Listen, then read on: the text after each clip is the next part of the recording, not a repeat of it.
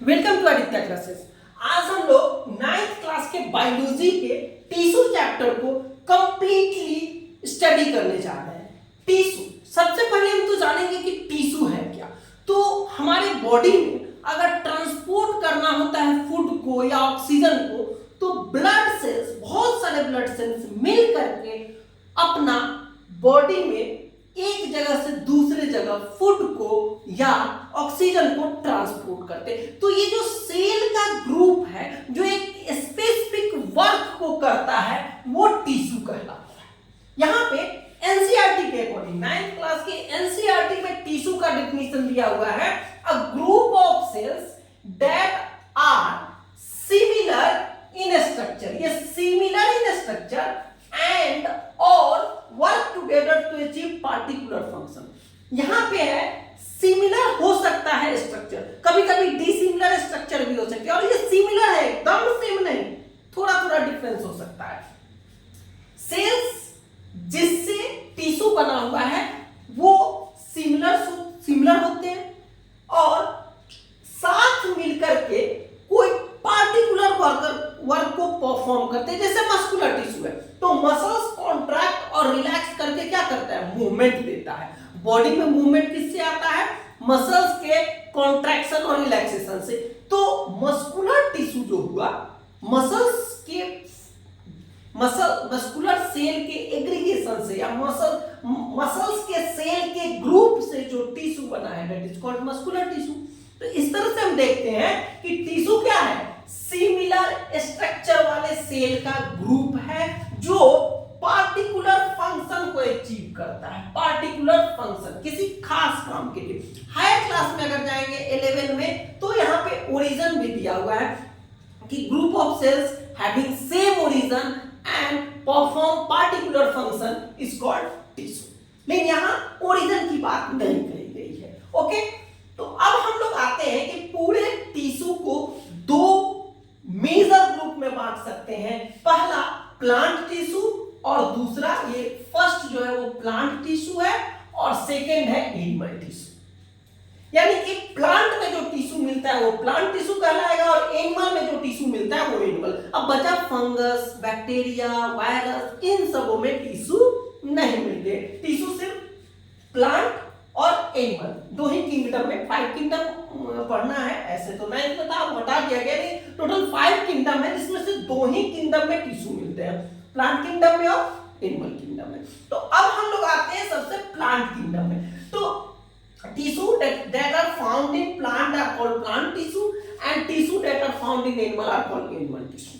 Plant tissue में total जो plant में टिश्यू है उसको पहले टू मेजर ग्रुप में बांटेंगे। पहला मेरिस्टेमेटिक टिश्यू। मेरिस्टेमेटिक टिश्यू वो टिश्यू है जिसके सेल के पास डिवीजन की एबिलिटी होती है, मतलब उसका सेल जो होगा एक सेल से दो सेल, दो सेल से चार सेल डिवाइड होते रहेगा, न्यू होता है।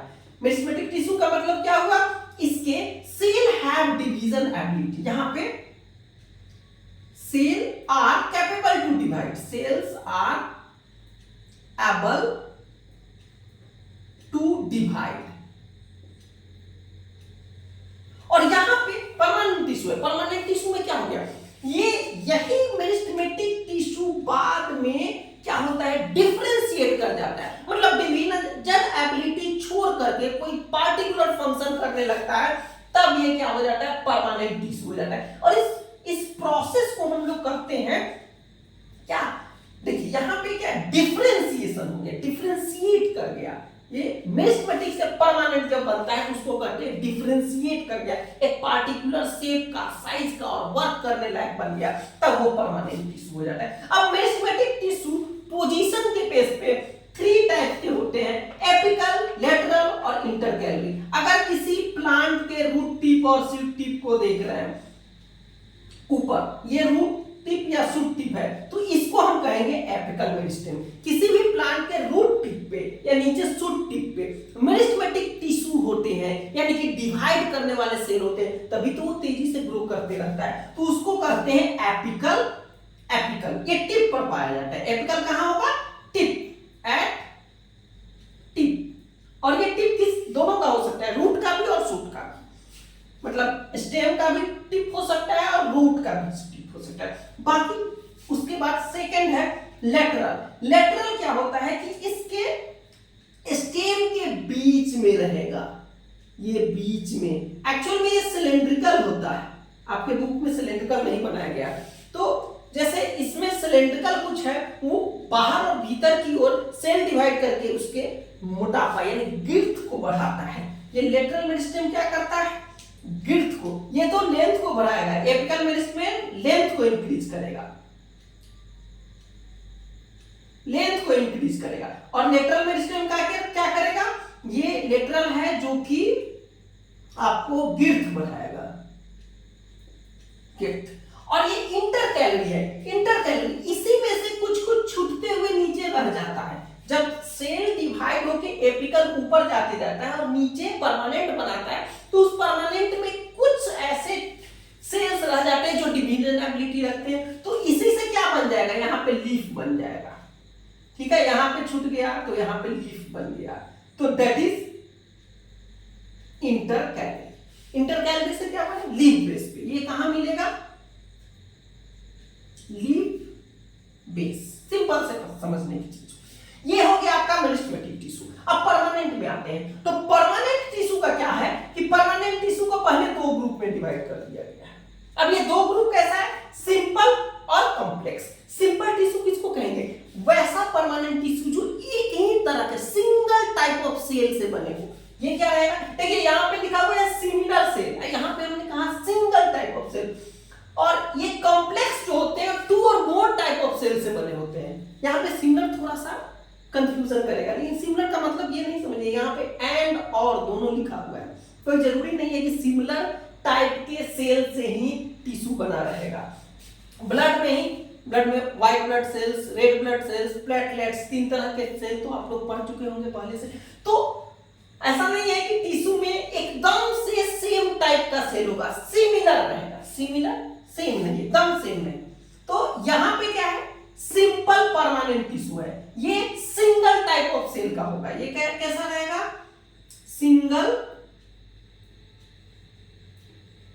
Type of sales. और ये कॉम्प्लेक्स में क्या हो गया, टू और मोर टाइप ऑफ सेल रहेगा, यहां टू और मोर टाइप्स ऑफ सेल रहेगा, सेल्स, बहुत सारे सेल्स रहेंगे। तो ये क्या हो जाएगा, कॉम्प्लेक्स हो जाएगा। अब सिंपल की बात करें तो three types of simple permanent tissue हम लोग को पढ़ने हैं, पैरेन्काइमा, कोलेनकाइमा, स्क्लेरेन्काइमा। पैरेन्काइमा और कोलेनकाइमा लिविंग होता है, ये दोनों क्या होगा, लिविंग, और ये डेड रहेगा, ये डेड। ठीक है, इसमें न्यू सेल वॉल जो रहेगा एकदम न्यू रहेगा, पतला रहेगा, सेलुलोज का रहेगा।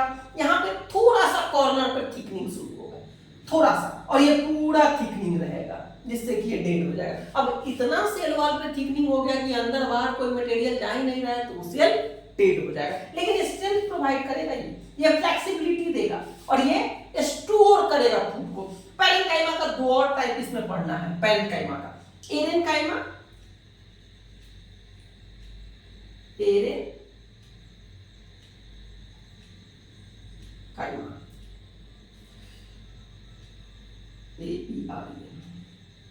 एरेन्काइमा में क्या होगा, एरेन्काइमा में एयर, मतलब कुछ पैरेन्काइमा ऐसा होता है जिसमें एयर भरा रहता है, तो एयर भरने के कारण वो बुआयंसी देता है, पानी उनी में रहेगा ना तो पानी में ऊपर की ओर उठता रहेगा, ऊपर अपवर्ड फोर्स डालेगा। अब बैलून को अगर पानी में डुबाएंगे तो ऊपर की ओर छताएगा ना, तो वो काम करने वाला जो होता है पैरेन्काइमा, उसको एरेन्काइमा कहते हैं। कुछ पैरेन्काइमा में क्लोरोफिल होता है तो उसको क्लोरेन्काइमा कहेंगे, उसको क्या कहेंगे, क्लोरेन्काइमा।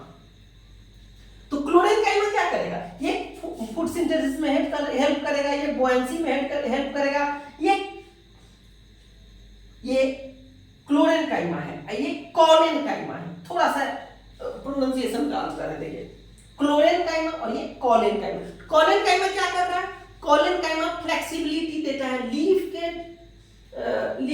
के को देखते हुए ऐसे करते रहता है, लेकिन ये टूटता नहीं, उसका डंठल जो स्टॉल्क होता है वो टूटता नहीं, क्यों, उसमें कोलेन्काइमा बहुत ज्यादा रहता है, तो फ्लेक्सिबिलिटी होती है, वो नहीं टूटता है। स्क्लेरेन्काइमा स्ट्रेंथ देता है। ये क्या दिया? Flexibility, flexibility.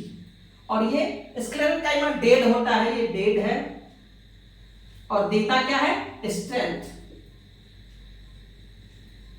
रिजिडिटी भी देगा, स्टफनेस देगा। स्क्लेरोकाइमा डेड है, रूखा सूखा नारियल का जो हस्क होता है, कोकोनट हस्क में क्लोरेनकाइमा पाया गया था, ये आपके बुक में दिया हुआ है।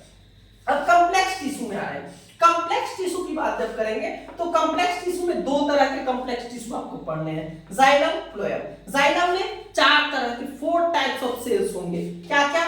तो देखिए, जाइलम में पैरेन्काइमा, जाइलम पैरेन्काइमा और जाइलम फाइबर दो तो होगा ही, साथ में इसमें वेसल्स और ट्रेचिया, ठीक है। और एक्स्ट्रा में 2 जाइलम पैरेन्काइमा और जाइलम फाइबर होगा। Xylem vessels, trachea, xylem parenchyma, xylem fibre.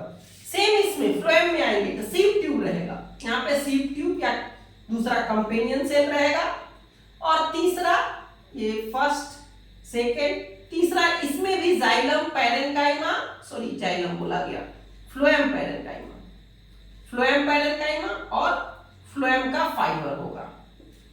अब देख लीजिए, जाइलम में तो ऐसा होता है कि ये लिविंग है, बाकी सब लगभग थोड़ा सा भी पुराना हुआ तो डेड हो जाएगा।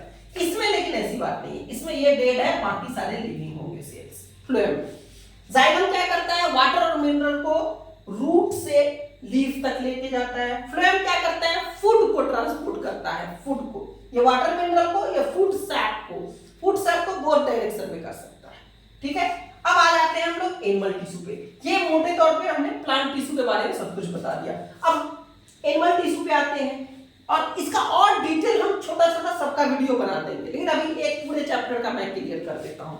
एनिमल टिश्यू, एनिमल टिश्यू क्या होता है? जो एनिमल में फाइंड हो, और ये टोटली हम लोग के बॉडी में जितने भी टिश्यू होते हैं उसको 4 मेजर ग्रुप में बांटा गया है। Epithelial tissue, connective tissue, muscular tissue और nerve tissue. Epithelium covering, protection, secretion और एब्जॉर्प्शन का काम करता है। एपिथेलियल टिश्यू क्या क्या काम किया? कुछ को कवर करना है, जैसे स्किन हो गया, स्किन हो गया, किसी भी ऑर्गन का लीनिंग है उसके ऊपर से जो एक कवर डाला हुआ है वो किसका रहेगा? एपिथेलियल का रहेगा। तो कवरिंग है तो प्रोटेक्शन भी करेगा। दूसरा, किसी पानी को, फूड को, किसी चीज को एब्जॉर्ब करना है तो एब्जॉर्प्शन भी कौन करेगा? एपिथेलियल टिश्यू करेगा। दूसरा, सिक्रीशन, जैसे एंजाइम, हार्मोन कुछ भी सिक्रीट करना है, स्वेट सिक्रीट करना है तो ये एपिथेलियल भी इसमें होगा। ये इसका हमने 5 टाइप हमने कर दिया। देखिए छोटा छोटा करके 3 टाइप कहीं लिखा रहेगा, कहीं 4 टाइप कर देगा, कहीं कुछ भी कर देगा, लेकिन आप देखिएगा तो ये सारे आपके एनसीईआरटी में मिल जाएंगे। पहला, सिंपल स्क्वामस। सिंपल स्क्वामस क्या होता है? सिंगल लेयर का बना होता है। ये सिंगल लेयर का फ्लैटेड सेल है, ऐसे ऐसे ऐसे, ठीक। अब बेसमेंट रहेगा, बेसमेंट, उसके नीचे बेसमेंट मेम्ब्रेन रहेगा, ठीक। और स्ट्रेटिफाइड है। स्ट्रेटिफाइड का मतलब हुआ कि वैसा ये सिंगल लेयर का रहेगा, ये बेसमेंट मेम्ब्रेन है, इस पे अगर 2-3 लेयर का बना हुआ है जैसे हमारा स्किन होता है तो स्ट्रेटिफाइड कहलाता है। 2 तरह का स्क्वामस है। स्क्वामस जो होता है उसमें इंटरसेलुलर स्पेस कम होता है, ये कवरिंग और लीनिंग का काम करता है। अब मोटा कवरिंग जो होता है वो स्ट्रेटिफाइड हो गया, स्ट्रेटिफाइड स्क्वामस है, जैसे स्किन का हो गया।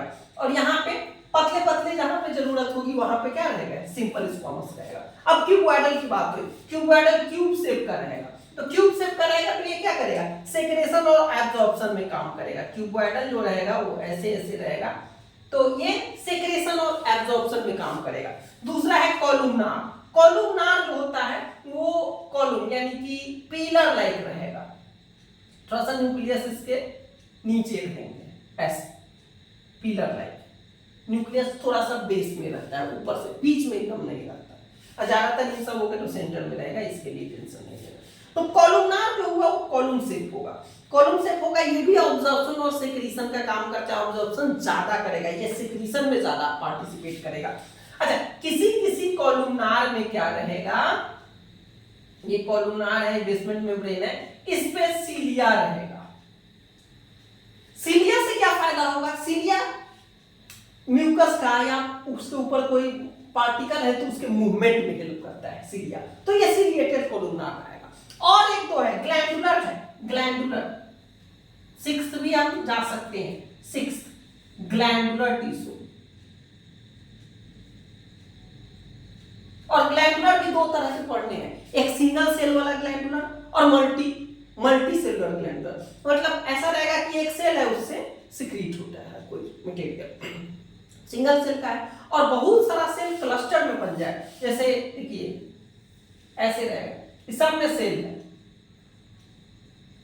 और सब अगर सेक्रीट करके कुछ बाहर निकाला और ये मटेरियल बाहर आ रहा है तो इसको क्या कहेंगे, ये मल्टी सेलुलर ग्लैंडुलर बन गया, यूनिसेलुलर ग्लैंडुलर भी होगा, तो ग्लैंडुलर टिश्यू ऐसे बनते हैं। ठीक है, अब हम लोग आ जा रहे हैं फिर कनेक्टिव टिश्यू में। कनेक्टिव टिश्यू 8 टाइप के हैं, देख लीजिए यहाँ पे 8 टाइप के। पहला तो ब्लड, ब्लड क्या करता है, तो ब्लड सबसे पहले हमने डिस्कस किया था कि हमारे बॉडी में जो वेस्ट प्रोडक्ट को एक जगह से दूसरे जगह कंडक्ट करना है, फूड को ले जाना है, या फिर अगर ऑक्सीजन को कैरी करना है, कार्बन डाइऑक्साइड को कैरी करना है, सारा कैरी करने का ट्रांसपोर्ट का काम हमारा ब्लड करता है। और लिम्फ भी ब्लड का ही भाई है, लिम्फ कोई दूसरा नहीं है, ब्लड में से ही, आरबीसी में नहीं होता, इसलिए थोड़ा सा येलोइश दिखता है, बाकी ब्लड का ही सारा मटेरियल रहता है और फिर ब्लड में मिल भी जाता है, ब्लड से ही सिक्रीट होकर बनता है और ब्लड में मिल जाता है।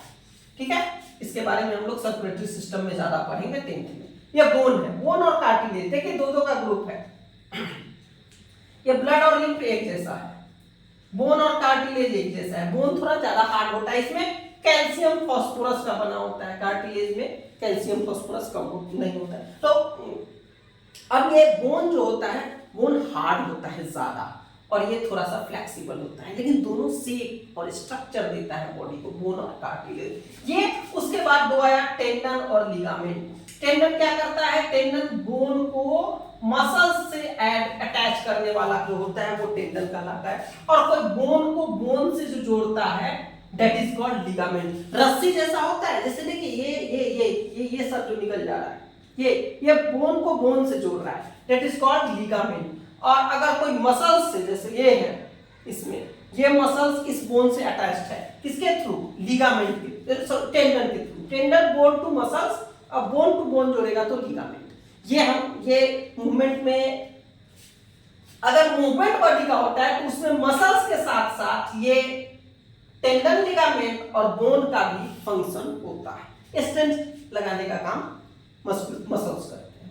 उसके बाद है एरियोलर और एडिपोज, ये स्किन के नीचे रहते हैं। एरियोलर में बहुत सारा मटेरियल रहता है, जो स्ट्रक्चर भी इसका दिया हुआ है बुक में भी आपके, और थोड़ा सा 11th में अच्छा से इसको पढ़ना है। एरियोलर को मास्क सेल रहेगा, चाहे फाइबर वगैरह बनाता है, ये स्किन के जस्ट नीचे, या दो ऑर्गन है तो उसके बीच में मिल जाएगा आपको, बीच में दो टिश्यू है या दो ऑर्गन है, उसके बीच के पोजीशन को ये एरियोलर टिश्यू क्या करता है, कैप्चर करता है। एडिपोज, ये भी स्किन के नीचे ही मिलता है सॉरी। ये एडिपोज टिश्यू जो होता है, ये क्या करता है कि ये फैट को स्टोर करता है। एडिपोज स्पेशल नाम है, फैट को स्टोर करेगा। ये क्या करेगा, फैट को स्टोर कर लेता है। नेक्स्ट मस्कुलर, मसल्स के बारे में पढ़ रहे हैं। मस्कुलर टिश्यू 3 टाइप्स के पढ़ने हैं, स्ट्रेटेड, स्मूथ और कार्डियल। स्ट्रेटेड, इसको स्केलेटल मसल्स भी बोलते हैं, स्केलेटल मसल्स। क्यों, क्योंकि ये बोन से अटैच रहता है। इसको वोलेंट्री मसल्स भी बोलते हैं, क्योंकि इसको हम अपने विल के अकॉर्डिंग, जैसे ये मसल्स जो है वो स्ट्रेटेड मसल्स है, अपने विल के अकॉर्डिंग हम इसको स्ट्रेच और रिलैक्स कर सकते हैं। तो और स्ट्रेच, और दूसरा स्ट्रिएशन होता है। इसको अगर गौर से देखेंगे ना, इसके फाइबर को, तो आपको बीच में ऐसे दिखेगा स्ट्रिएशन ये सब 11 में पढ़ना है, उसी स्ट्रिएशन मतलब डार्क बैंड और लाइट बैंड करके होता है, जिसके बेस पे ये स्ट्रिएशन फील होता है उसमें, ऐसे डार्क बैंड लाइट बैंड करके। और वही इसको कंपेयर करते चल रहे हैं। स्मूथ मसल है, स्मूथ मसल जो रहेगा वो स्पिंडल शेप का होगा, ठीक है, ये स्मूथ मसल है, स्पिंडल शेप का होगा। ये बोन से अटैच नहीं, विजुअल ऑर्गन पेट वगैरह में ये मिल जाएगा आपको आसानी से, स्मूथ मसल्स। दूसरा ये इनवॉलेंट्री होता है, इनवॉलेंट्री मसल्स, ये इसमें हमारा दिल काम नहीं करता है, ये अपने अकॉर्डिंग चलता है, जैसे स्टोमक का भी कॉन्ट्रैक्शन रिलैक्सेशन ये सब खुद का हम नहीं करते ना, ये अपने में अंदर में होते हैं। अंदर वाले स्टोमक की बात कर रहा हूँ, बेली की बात मैं नहीं कर रहा। उसके बाद ये स्पाइनल शेप का रहेगा, न्यूक्लियस रहेगा, इसमें मल्टी न्यूक्लिएटेड रहेंगे, और ये सब बिना ब्रांच का है, सब में ब्रांचिंग नहीं है। कार्डियक की बात करें तो कार्डियक जो है स्पेशली फॉर हार्ट है, हार्ट में थोड़ा ज्यादा गंदा लिखा गया, हार्ट में जो मसल्स होते हैं उसको कार्डियक कहते हैं। इसमें ये थकता नहीं, हमारा हार्ट है ये थक जाएगा, लेकिन हार्ट कभी नहीं थकता, कंटिन्यूअसली पंप करता रहता है ब्लड को, इसमें लैक्टिक एसिड नहीं बनते हैं। और ये मसल्स जो होता है इनवॉलेंट्री होता है, क्योंकि इस पे भी हमारा ब्रेन नहीं काम, हम अपने सोच करके हम हार्ट को नहीं पंप करते, खुद ब खुद होता रहता है। तो कार्डियक है, ये भी इनवॉलेंट्री मसल्स है, और ये ब्रांच होता है, ये क्या होता है, ब्रांच होता है। इसको यहां से हटा दे रहा हूं क्योंकि ये इधर का था, ग्लैंडुलर का था, ये ब्रांच होता है। ये मल्टी सेलुलर, मल्टी न्यूक्लिएटेड था, ये यूनी न्यूक्लिएटेड ही रहेगा, यूनी न्यूक्लियस, न्यूक्लियस एक रहेगा, इसमें भी यूनी न्यूक्लियस, ये मल्टी न्यूक्लिएटेड है, मल्टी न्यूक्लिएटेड है, ठीक है। न्यूक्लियस उसमें क्या रहेगा, ज्यादा रहेगा, एक सेल में मोर देन वन न्यूक्लियस, ये ब्रांच रहेगा, ये याद रखिएगा। और ये नर्वस टिश्यू जो है वो न्यूरॉन का बना होता है, ये इंफॉर्मेशन को सेंड करता है। जैसे सपोज कीजिए कोई यहाँ चीटी काट लिया मुझे, तो यहाँ से नर्वस टिश्यू जो है न्यूरॉन, इसका सेल हो गया जो कि हमको इंफॉर्मेशन यहाँ देगा। न्यूरॉन का स्ट्रक्चर देखे होंगे आप, न्यूरॉन आपको एक सेल बॉडी रहेगा और एक लंबा सा एक्सॉन रहेगा, फिर नर्व एंड रहेगा, इसमें से इस पे डेंड्राइट निकला रहता है जो इस इंफॉर्मेशन को कलेक्ट करेगा और यहां से इंफॉर्मेशन को बाहर निकाल देगा। ओके, तो ये पूरा का पूरा टिश्यू चैप्टर का हमने ओवरव्यू दे दिया। इसके बाद वाले वीडियो में मैं छोटा छोटा टॉपिक जो होगा कि व्हाट इज टिश्यू, फिर मैं इसमें टिश्यू का अलग अलग सारे टॉपिक को अलग अलग करके वीडियो डाल दूंगा, लेकिन ये मैंने पूरे चैप्टर को ओवरव्यू दे दिया। Thank you for watching this video.